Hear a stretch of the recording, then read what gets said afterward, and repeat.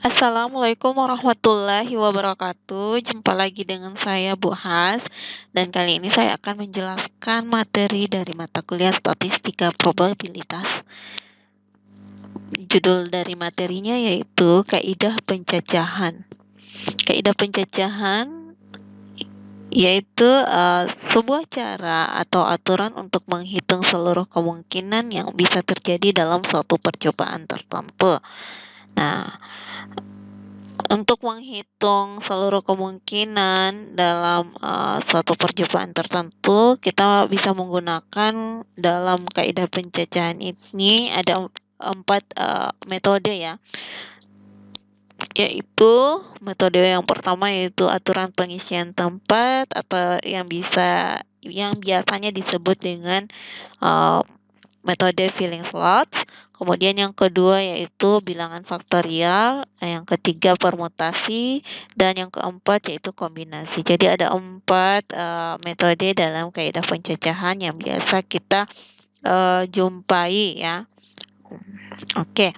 Metode yang pertama yaitu aturan pengisian tempat atau filling slots. Seperti apa aturan pengisian tempat? Nah, apabila suatu peristiwa dapat terjadi dengan tahap yang berurutan, di mana tahap pertama terdapat N1 cara yang berbeda, tahap kedua terdapat N2 cara yang berbeda, dan seterusnya sampai dengan tahap ke NK yang dapat terjadi dalam cara yang berbeda, maka total banyaknya cara yang dapat terjadi dari peristiwa tersebut adalah N1 dikali N2 kali sampai dengan NK ya. Ya, tergantung dari jumlah N pada suatu peristiwa tersebut atau pada suatu percobaan. Oke. Untuk mendapatkan hasilnya ya, dari kedua tahap tersebut pada suatu percobaan, kita harus mengkalikan antara tahap pertama yang disimbolkan dengan N1, kemudian tahap yang kedua dengan yang disimbolkan dengan N2. Jadi itu dikali ya. Untuk mendapatkan total banyaknya cara dalam suatu peristiwa tersebut atau suatu percobaan, kita mengkalikan kedua tahap tersebut atau tahap yang ada pada suatu peristiwa atau percobaan tersebut. Oke, contoh ya, supaya bisa memahami penjelasan ini, kita ada contoh atau langsung saja pada contoh. Di contoh ini terdapat 4 macam baju. 4 macam baju yaitu disimbolkan dengan B1, B2, B3, dan B4. Atau baju 1, baju 2, baju 3, dan baju 4. Dan 3 macam celana yaitu celana 1, celana 2, dan celana 3. Maka banyaknya pasangan yang dapat dipakai, berarti kita mengkalikan ya. Kita pakai kali atau perkalian untuk melihat total dari banyaknya pasangan yang dapat dipakai. Kalau pasangan berarti kita kita mengkombinasikan atau kita mengkapelkan ya, memasangkan antara baju yang 4 baju tadi ya, ada 4 macam baju tadi, kemudian kita pasangkan dengan 3 macam celana. Jadi untuk melihat totalnya kita harus mengkalikan ya. Nah, seperti apa? Ini ya. Jadi N1-nya itu adalah jumlah baju sama dengan 4, N2 jumlah celana sama dengan 3, maka totalnya yaitu N1 dikali dengan N2. 4 kali 3 sama dengan 12 cara. Jadi ada 12 cara.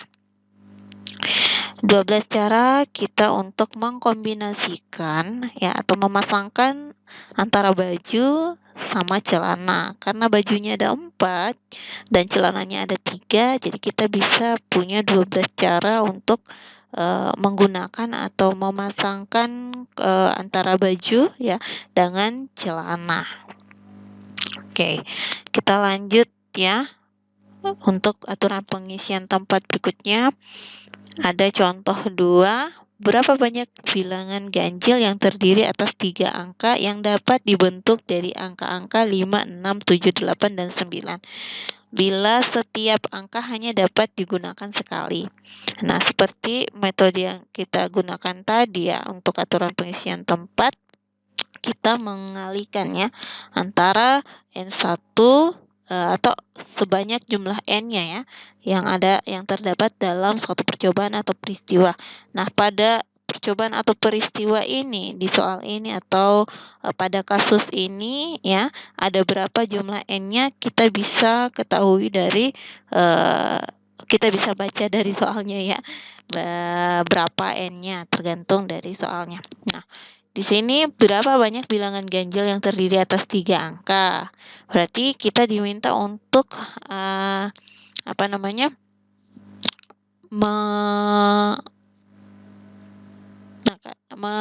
menyediakan 3 angka ya. Menyediakan 3 angka untuk bilangan ganjil ya.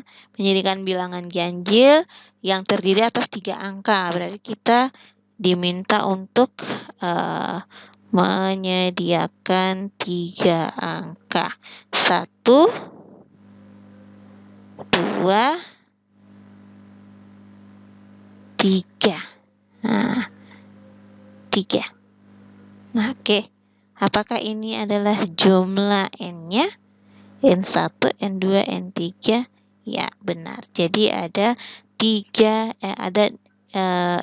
jumlah N-nya ada 3 sebanyak 3 tahap yang dapat dibentuk dari angka-angka 5, 6, 7, 8, dan 9. Berarti kita pakai angka ini untuk membentuk ya bilangan ganjil yang terdiri atas 3 angka. Bila setiap angka hanya dapat digunakan sekali.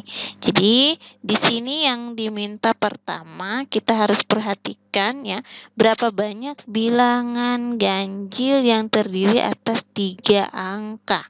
Jadi, itu kita harus perhatikan pertama, bilangan ganjil yang terdiri atas 3 angka. Kemudian dapat dibentuk dari angka-angka ya. Dapat dibentuk dari angka-angka 5, 6, 7, 8, dan 9. Nah, itu yang kita harus perhatikan yang kedua.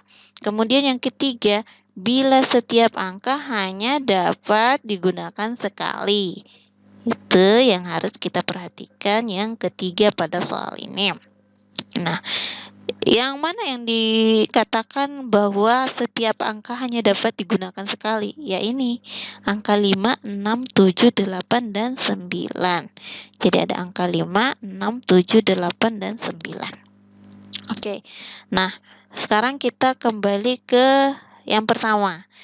Berapa banyak bilangan ganjil yang terdiri atas 3 angka? Oke, ini ya kita tentukan ada berapa banyak bilangan atau berapa cara ya atau berapa banyak bilangan ya seperti yang tadi.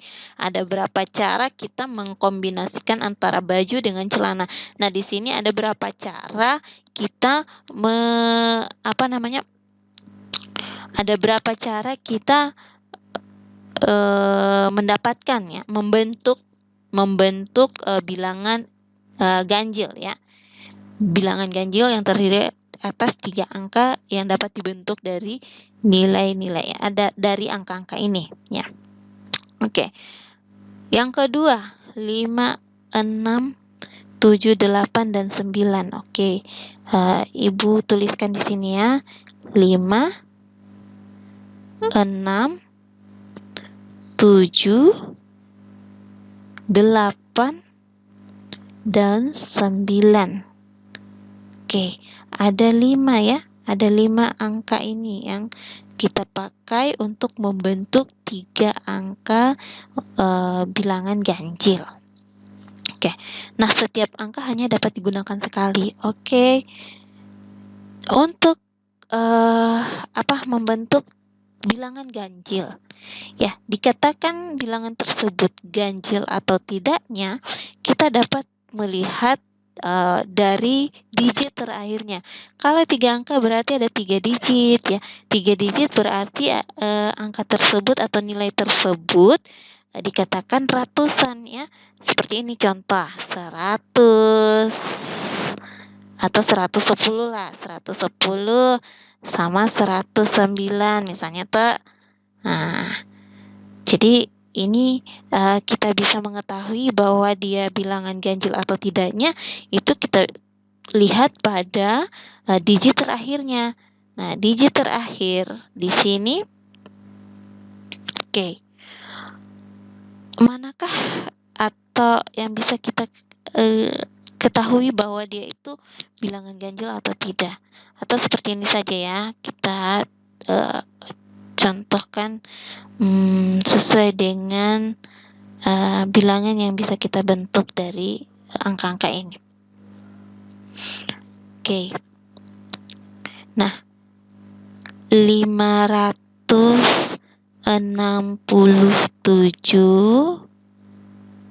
sama 786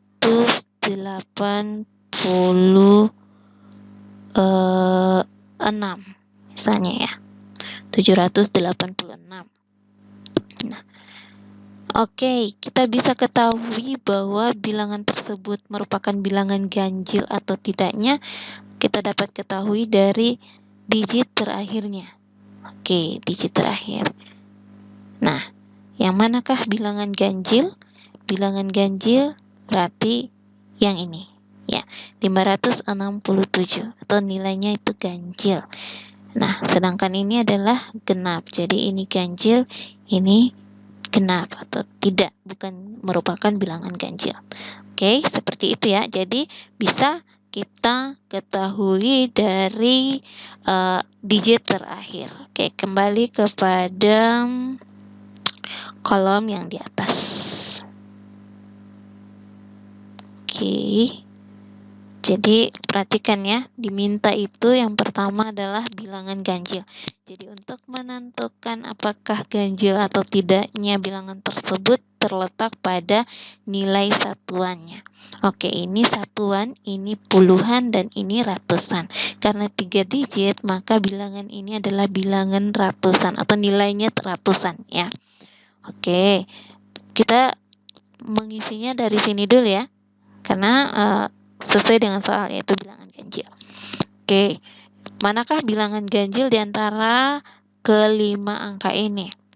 Ini ganjil, ini tidak, ini ganjil, ini tidak ya, atau genap ya, ini ganjil. Oke, ada 3 ya.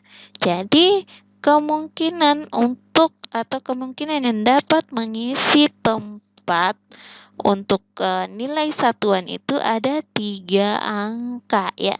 Dari 5 angka ini hanya ada 3 angka. Selain itu dia genap ya. Kalau 3 angka ini ganjil, karena 3 angka ini adalah ganjil, maka ketiga angka ini punya kesempatan untuk mengisi tempat di posisi satuan. Oke, jadi seperti itu cara kita mengisi tempat ya. Oke, nah jadi kita lihat dari soalnya adalah bilangan ganjil, berarti kita mulai dari satuan. Oke, nah karena sudah ada, maksudnya di sini ada 3 peluang ya, 3 peluang dari 3 peluang yang bisa menduduki posisi nilai satuan ini. Oke, nah yang ketiga ya, yang kita perhatikan yang ketiga yaitu adalah setiap angka hanya dapat digunakan sekali. Dari angka-angka ini ya, hanya dapat digunakan sekali pada saat misalnya ya, satu angka dari 5 angka ini ya.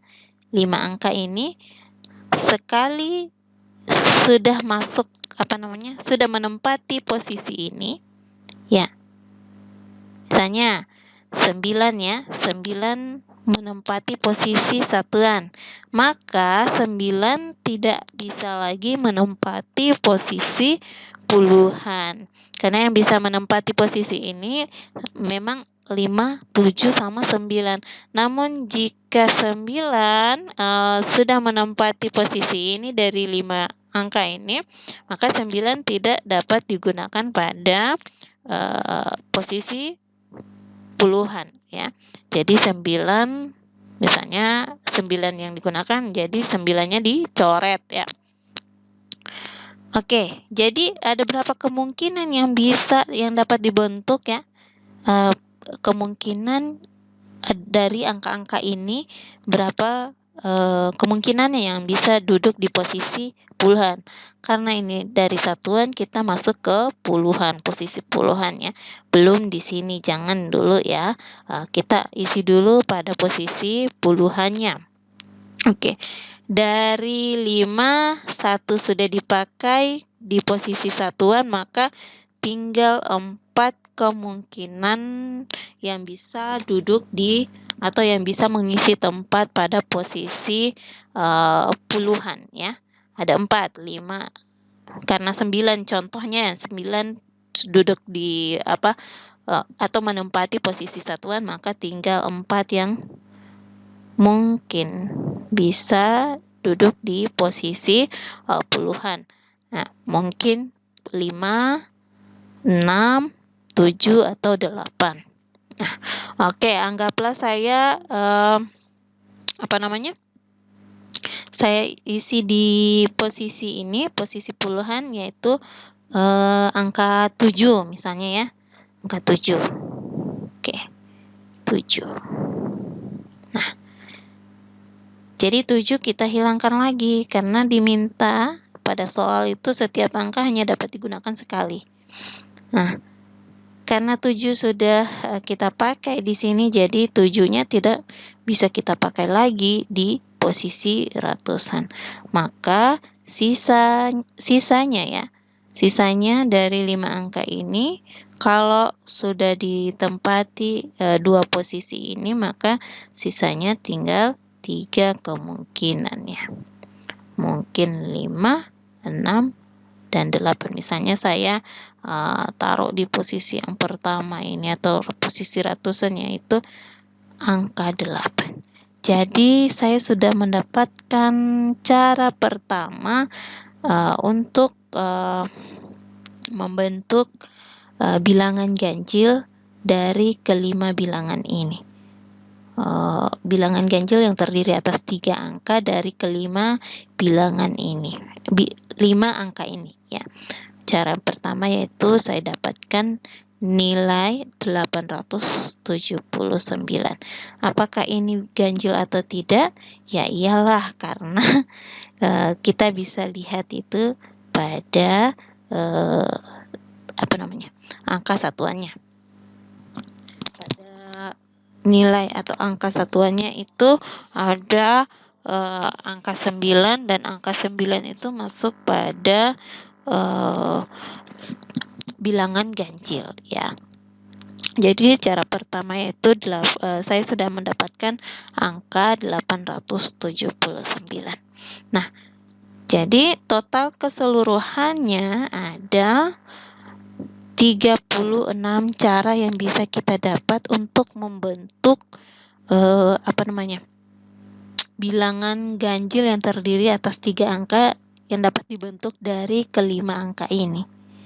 Ada 36 cara totalnya itu ya. Itu N1-nya itu, karena ini yang pertama kita isi, berarti di sini adalah posisi satuan adalah N1, dan posisi puluhan itu adalah N2 ya, 4, dan posisi ratusan itu adalah N3. Maka N1 kali N2 kali N3 kita dapatkan 3 kali 4 kali 3 sama dengan 36 cara. Jadi ada 36 cara kita bisa membentuk bilangan ganjil yang terdiri atas 3 angka dari kelima angka ini. Oke. Jadi kalau harapan saya ini semoga bisa dimengerti. Kalau ada pertanyaan silakan komen di kolom komentar. Seperti apa? Apakah paham dengan penjelasan ini atau tidak?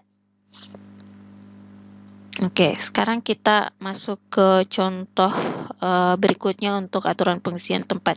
Kalau sudah paham ya. Sudah bisa dipahami yang ini, berarti kita bisa pindah ke sini.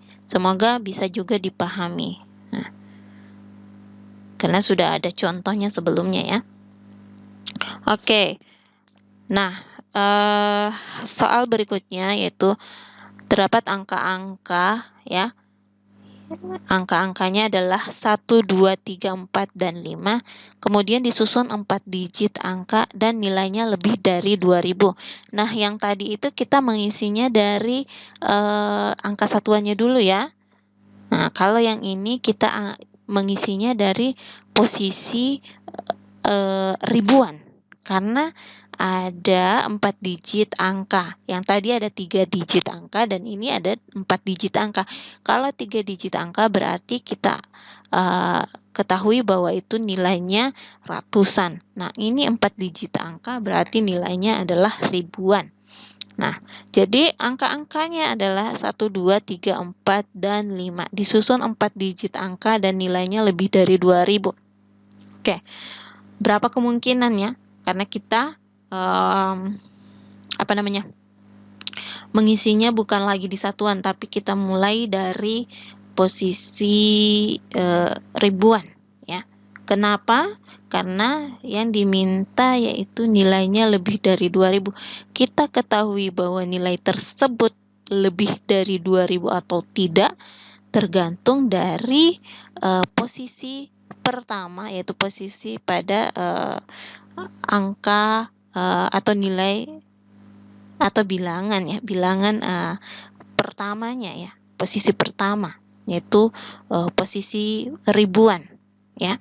Contoh, kalau 1 saya tempatkan pada posisi ribuan ya, pada posisi ribuan yang posisi pertama ya, misalnya ya 1234, maka kita bisa ketahui bahwa nilai ini lebih kecil dari 2000, bukan lebih besar ya. Ini 1234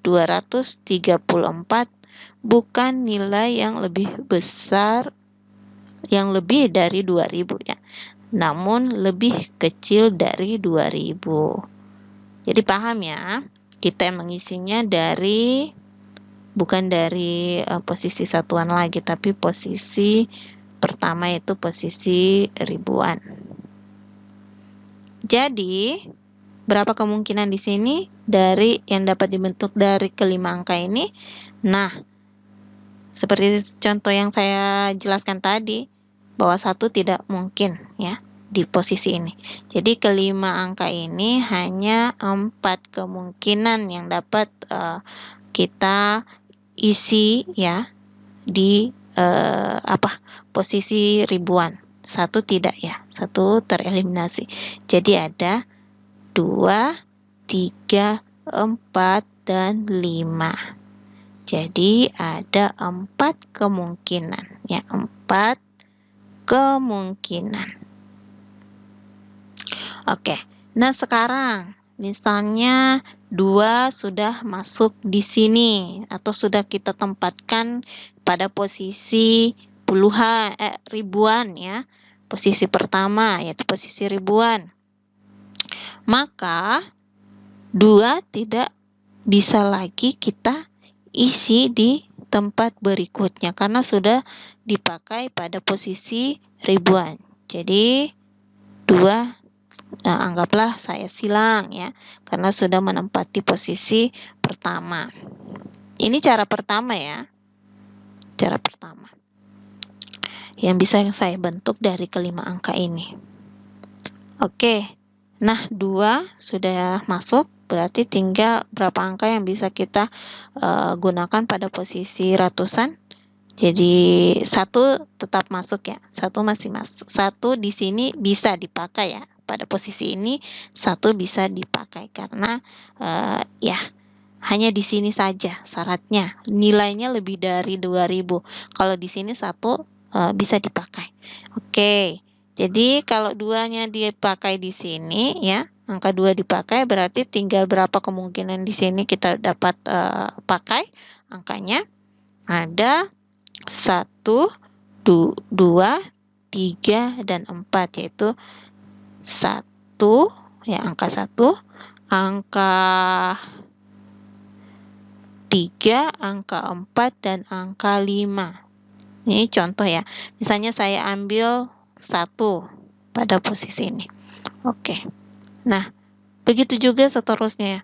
Kalau sudah ada 2 angka yang menduduki posisi puluhan, ribuan sama ratusannya ya. Jadi, posisi berikutnya tinggal 3 angka. Dari 5 angka ya. Kalau sudah dipakai pada posisi sebelumnya ya. Misalnya 2 sama 1 sudah dipakai. Untuk cara pertama ya. Maka tinggal 3 yang dapat atau kemungkinan yang bisa menduduki posisi puluhan. Oke, anggaplah saya pakai angka 4. 4 di sini. Oke, 4 saya coret lagi di situ ya. 4 dicoret. Nah, maka pada posisi satuannya tinggal 2 kemungkinan yang dapat kita tempatkan angkanya pada posisi satuan. Misalnya saya pakai 5. Oke, 5 saya coret. Oke. Nah. Oke. Jadi karena 4 digit yang diminta bukan 5 digit ya. Jadi semua ada 4 digit yang dipakai dari 5 angka, maka tersisa 1 digit ya, 1 angka maksudnya, karena 4 digit maka dan terdiri atas angka-angkanya itu terdiri atas 5 ya, dan yang diminta adalah susunan dari 4 digit, maka otomatis tersisa 1 dari 5 angka. Oke. Nah, kita cek apakah 2145 ini merupakan angka atau nilai yang lebih dari 2000? Oke, jadi nilainya benar ya, lebih dari 2000. 2145 lebih dari 2000. Oke, itu cara pertama ya. Cara pertama. Nah, cara berikutnya itu bisa kalian cari, bisa kalian buktikan ada.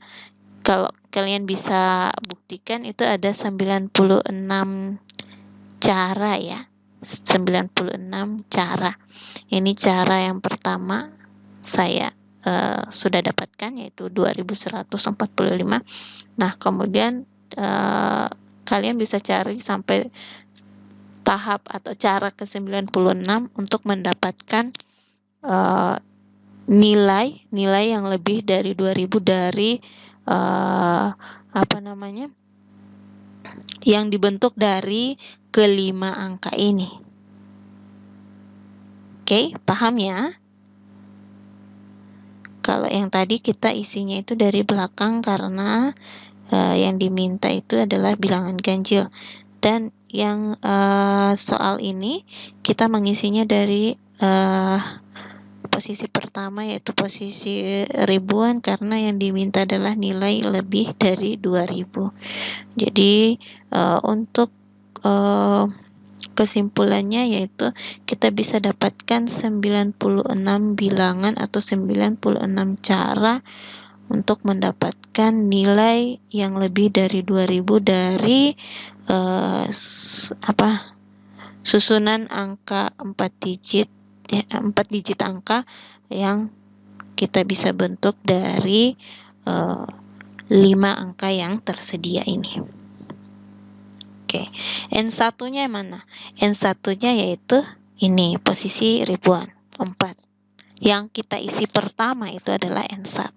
Yang kita isi kedua yaitu N2, dan kita isi ketiga yaitu N3, dan terakhir adalah N4. Kita isi keempat. Dimana kita bisa lihat nilai N itu sebanyak berapa, karena kita bisa lihat dari soalnya. Nah, diminta menyusun 4 digit angka, berarti 4 digit yaitu N1, N2, N3, dan N4. Itu kan dikalikan, bukan ditambah ya, tapi dikalikan. Oke. Semoga ya, harapan saya semoga penjelasan ini Anda bisa pahami. Oke, kita lanjut ke slide berikutnya. Nah, slide ini yang tadi kan ada aturan pengisian tempat, yaitu metode dalam kaidah pencacahan. Nah, metode yang kedua yaitu bilangan faktorial. Bilangan faktorial itu ya ditandai dengan tanda seru ya, seperti ini. N, kemudian ada tanda seru, berarti itu bilangan faktorial. Contoh, ini 3 faktorial, maka 3 faktorial dan angka 3 atau bilangan 3 ya, angka 3 faktorial sama 3 ini beda ya. Kalau 3 faktorial itu sama dengan 3 kali 2 kali 1 dan hasilnya adalah 3 faktorial. Hasil dari 3 faktorial yaitu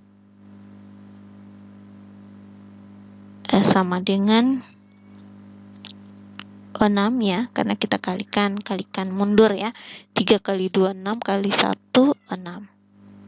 Nah, angka 3 yaitu angka 3 ya.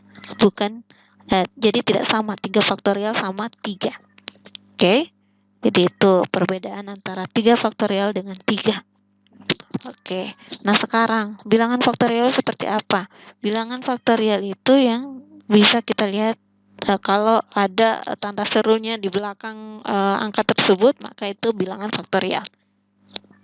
Nah, bilangan faktorial itu rumusnya N faktorial sama dengan N kali N kurang 1 dikalikan dengan N kurang 2 sampai kita mendapatkan pengurangan dari N dan yang dikurangkan dengan angka misalnya dari 1 ya, kemudian kita kurang lagi dengan 2 dan seterusnya sampai mendapatkan hasilnya itu adalah 1 ya. Nah, itu adalah bilangan faktorial, atau bisa kita tidak perlu banyak langkah ya untuk mendapatkan hasil dari bilangan faktorial atau penyelesaian dari bilangan faktorial itu kita kalikan mundur saja. Itu sama ya. Sama halnya kita mengurangkan antara bilangan tersebut atau N tersebut dengan misalnya N kurang 1, kemudian dikurangi lagi dengan 2 sampai kita mendapatkan 1. Tidak seribet itu. Kalau misalnya kalian inginkan yang lebih mudah, kita pakai yang ini. Oke. Nah, kalau kurang yakin bisa pakai yang ini. Oke, jadi itu bilangan faktorial itu sama halnya dengan kita kalikan mundur ya dari jumlah N. Misalnya jumlah N-nya itu 3 atau N-nya itu ada 3 ya. Jadi kita kalikan 3 tersebut dengan sampai mendapatkan 1 ya. Oke, contohnya 3 N-nya adalah 3, berarti kita kalikan dari N tersebut, N-nya 3 dikali sampai mendapatkan 1 ya, dikali 2 dikali 1. Oke, stop sampai di situ. Itu adalah 3 faktorial. Oke. Nah, contohnya ya. Ini kan contohnya N-nya itu 5 ya. 5 faktorial sama dengan 5 N ya. N itu adalah 5 N di sini 5 ya, maksudnya 5 dikali dengan N itu 5 juga karena N-nya 5, jadi N di sini adalah 5 dikurangi dengan 1 kemudian dikali lagi n, n-nya 5, dikurangi dengan 2. Contohnya yang ini ya. Nah, 5 kurang 1 berapa? 4 ya. Ini 5, n-nya. Kemudian ini n kurang 1. 5 kurang 1, 4. 5 kurang 2, 3. Kemudian dikali lagi, 5 kurang 3, 2. Dikali lagi, 5 kurang 4, 1. Oke, stop ya. Kalau sudah mendapatkan hasilnya yaitu 1, jadi kita stop sampai di situ ya. Maksudnya untuk mencari sampai di mana kita mengalihkan bukan mengalihkan, mengurangkan ya. Mengurangkan 5n itu dengan bilangan lain ya. Oke, karena kita dapat di sini 1, jadi kita tidak lanjut lagi di 5 kurang 5 ya. Nah, itu 0. Tidak ya. Kalau bilangan faktorial hanya sampai dengan 1 dikalikan n-nya itu kita kalikan mundur sampai mendapatkan angka 1 ya. Jadi sama saja kalau kita mau buat seperti ini bisa. Kalau tidak mau ribet ya kalikan saja mundur n tersebut ya, tergantung nilai n. Misalnya nilai n-nya itu adalah 10 faktorial, maka 10 itu kita kalikan mundur sampai mendapatkan angka 1. 10 kali 9 kali 8 kali 7 kali 6 kali 5 kali 4 kali 3 kali 2 kali 1. Nah, itu adalah 10 faktorial. Jadi belum sampai di sini hasilnya ya, tapi kita kalikan sejumlah ini ya. Maksudnya kita kalikan dari 10 dikali 9 dikali 8 kali 7 kali 6 sampai dengan 1, itu adalah hasil dari 10 faktorial. Sama seperti ini. Ya, 5 faktorial itu 5 kali 4 kali 3 kali 2 kali 1 yaitu 120. Jadi nilai atau hasil dari 5 faktorial itu adalah 120. Nah, ada juga ya dalam rumus ini yang menyatakan bahwa 0 faktorial itu adalah 1, sama dengan 1, karena bilangan faktorial itu hanya sampai dengan hasilnya itu ya, bukan hasil ya, tapi perkaliannya itu sampai dengan 1. Dan 0 faktorial itu sama dengan 1. Dan 1 faktorial itu sama dengan 1 pula. Nah, kita akan buktikan ini di video selanjutnya ya, bahwa 0 faktorial itu sama dengan 1 itu dari mana atau seperti apa ya. Itu aturan dari rumus bilangan faktorial. Oke, kita lanjut. Nah, di sini ada contoh soal. Contoh soalnya yaitu pembagian bilangan faktorial dengan bilangan faktorial. Dilakukan dengan cara menyederhanakan pembilang dan penyebutnya. Nah, di sini pada contoh A, di sini ada 7 faktorial dibahagi dengan 5 faktorial. 7 faktorial itu sama halnya dengan kita mengalihkan 7 sampai mendapatkan 1 ya, perkalian 1. Maaf. Kita mengalihkan 7 ya, 7 sampai mendapatkan 1 ya. Mengalihkan mundur sampai dengan mendapatkan 1. Oke, jadi 7 faktorial sama dengan 7 kali 6 kali 5 kali 4 kali 3 kali 2 kali 1. Begitu juga dengan 5 faktorial. Kita kalikan 5 faktorial itu kita kalikan mundur ya, sampai mendapatkan 1. 5 kali 4 kali 3 kali 2 kali 1. Nah, kenapa ini saya coret? Nah, karena ada angka yang sama atau nilai yang sama. 5 kali 4 kali 3 kali 2 kali 1 itu adalah 5 faktorial ya. Jadi 7 faktorial itu sama dengan 7 kali 6 kali 5 faktorial. Karena 5 faktorial itu sama halnya dengan 5 kali 4 kali 3 kali 2 kali 1. Jadi seperti itu ya. Kalau sama berarti kita coret ya. Kita coret. Ya, 6 tidak masuk karena 6 tidak ada di sini. Seandainya di sini 7 kali 7 faktorial dibahagi dengan 6 faktorial, maka di sini ada 6, kita coret juga 6. Kita coret 6-nya yang di sini dan di atas juga kita coret. Maka hasilnya adalah 7.